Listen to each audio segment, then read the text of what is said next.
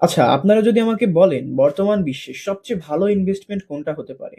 আমি আপনাদের নিঃসন্দেহে বলে দিতে পারি সেটা হতে পারে সেলফ ইনভেস্টমেন্ট। সেলফ ইনভেস্টমেন্ট কেন সবচেয়ে গুরুত্বপূর্ণ একটি ইনভেস্টমেন্ট? আমরা সবাই টাকা বিভিন্ন জায়গায় ইনভেস্ট করে থাকি। আমরা শেয়ার মার্কেটে ইনভেস্ট করে থাকি, আমরা ক্রিপ্টো মার্কেটে ইনভেস্ট করে থাকি, আমরা বিভিন্ন ব্যবসা-বাণিজ্যতে ইনভেস্ট করে থাকি অথবা জমি-জমাতেও আমরা ইনভেস্ট করে থাকি। কিন্তু সেলফ ইনভেস্টমেন্ট কেন গুরুত্বপূর্ণ একটি ইনভেস্টমেন্ট? যে ইনভেস্টমেন্ট করলে আমি আপনাদের গ্যারান্টি দিয়ে বলতে পারি কখনো আপনাদের টাকা বৃথা যাবে না বা সেটা আপনাদের লস প্রজেক্ট হবে না। সেটা হতে পারে সেলফ ইনভেস্টমেন্ট। সেলফ ইনভেস্টমেন্ট বলতে যে শুধু টাকা খরচ করাকে বোঝায় তা নয়। এটা নিজের পিছে ইনভেস্ট করাকে বোঝায়। নিজের কোনো উম স্কিলে ইনভেস্ট করাকে বোঝায়। আপনি যদি ভিডিও এডিটিং ভালো পারেন, আপনি একটা ভিডিও এডিটিং কোর্সে ইনভেস্ট করতে পারেন।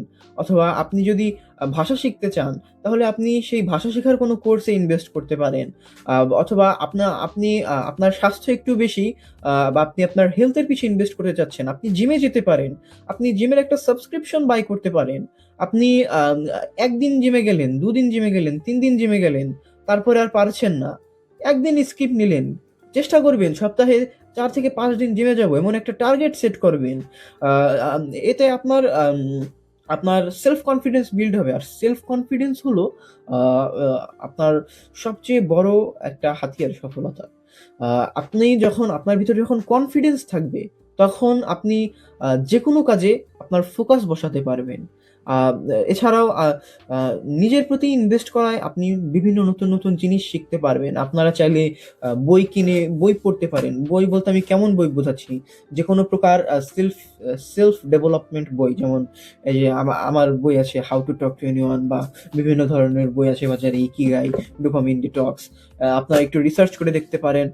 বাংলাদেশের বিভিন্ন বড় ওয়েবসাইট রকমারি সহ বিভিন্ন আরো অনেক ওয়েবসাইট আছে। এছাড়াও আপনার Facebook এর বিভিন্ন পেজে ভালো বই পেয়ে যাবেন, যেগুলো পড়লে হয়তো আপনাদের চিন্তাধারা, আপনাদের মাইন্ডসেট ডেভেলপ হবে। উম এ এ এটাকে আমরা মাইন্ডসেটের পিছে ইনভেস্টমেন্ট বলতে পারি। এভাবে আপনারা নিজের উপর ইনভেস্ট করে, নিজের মানসিক স্বাস্থ্যের উপর ইনভেস্ট করে আপনাদের এনার্জি বাড়াতে পারেন। আর সবসময় মনে রাখবেন আপনারা টাইম ম্যানেজমেন্টের চেয়ে বেশি গুরুত্ব দিবেন এনার্জি ম্যানেজমেন্টে। এনার্জি ম্যানেজমেন্ট বলতে আমি কি বোঝাচ্ছি? হয়তোবা আপনি একজন স্টুডেন্ট। আপনার হয়তো সবচেয়ে বেশি ফোকাস বসে পড়াশোনার ২ টো টাইমে। এক রাত ১২ টার পরে, এক সকাল ভোর ৫ টার পরে। মনে রাখবেন আপনার যেই সময় আপনার মনোযোগ বেশি বসে বা যেই সময় আপনার শরীরে এনার্জি বেশি থাকে, আপনি সেই সময় আপনার গুরুত্বপূর্ণ কাজ ফোকাসের সহকারে করার চেষ্টা করবেন। আপনারা আপনারা চাইলে স্টিকি নোট বাই করতে পারেন। এই সকল স্টিকি নোটে আপনারা আপনাদের টার্গেট সেট করে রাখতে পারেন। যেমন আ হয়তোবা আ আপনি একটা যেই আপনি পড়াশোনার কয়েকটা স্লট করবেন। সেটা হতে পারে আপনি ১ ঘন্টা অথবা ১.৫ ঘন্টা, ৬০ মিনিট অথবা ৯০ মিনিট ডিপ স্টাডি ডিপ স্টাডির সাথে কোনো রকম নয়েজ ছাড়া আপনারা এক লাগাতার পড়ে যাবেন। আমি প্রেফার করব আপনারা ৯০ মিনিটের করেন, অথবা আপনারা হোমোডোরো টেকনিক ইউজ করতে পারেন। ৪৫ মিনিট পড়বেন, ৫ মিনিট ৫ মিনিট ব্রেক টাইম নিবেন। ওই ৫ মিনিট আপনারা কি করবেন? ভুলেও মোবাইল আ ইউজ করা যাবে না। আপনারা ১০ টা পুশ আপ দিতে পারেন অথবা আপনারা স্কোয়াট দিতে পারেন ১০ টা। এভাবে ৫ মিনিট শেষ হলে আবার আপনারা ৪৫ মিনিট কন্টিনিউ করবেন। এভাবে আপনারা দিনে আপনাদের মানে সাপোজ আপনারা ৫ ঘন্টা দিনে সেলফ স্টাডি করবেন। সেলফ স্টাডি কিভাবে করবেন?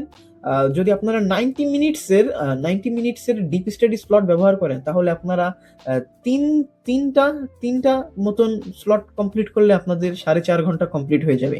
এভাবে করে ৪.৫ থেকে ৫ ঘন্টা আপনারা আম কমপ্লিট করে ফেলতে পারেন। মনে রাখবেন, আপনি যদি একজন স্টুডেন্ট হয়ে থাকেন এবং সামনের বছর যদি আপনি একজন নতুন ক্লাসে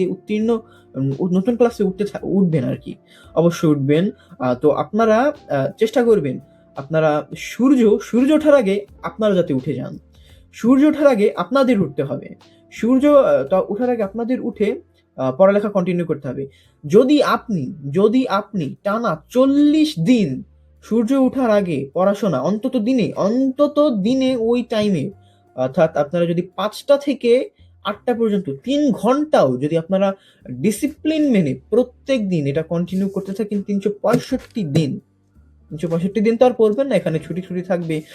যাই হোক, আপনারা যদি রেগুলার পড়তে পারেন, আমি আপনাদেরকে গ্যারান্টি দিয়ে বলতে পারি আপনাদের সিলেবাসে কোনো পড়া বেঁচে থাকবে না। সো আজকের ভিডিওটা এই পর্যন্তই ছিল। চ্যানেলটা আমি নতুন শুরু করেছি, আমাকে সাপোর্ট করবেন।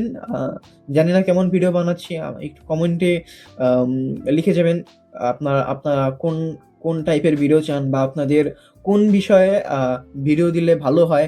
আর মাইন্ড ইট, এতক্ষণ আমি যা বলেছি এগুলো একটি খাতা কলমে অথবা স্টিকি নোটসে আপনারা নোট করে রাখবেন। আর বাজারে স্টিকি নোট পাওয়া যায়, আপনারা লাইব্রেরিতে গেলে 30 টাকা বা 40 টাকা করে নিতে পারে।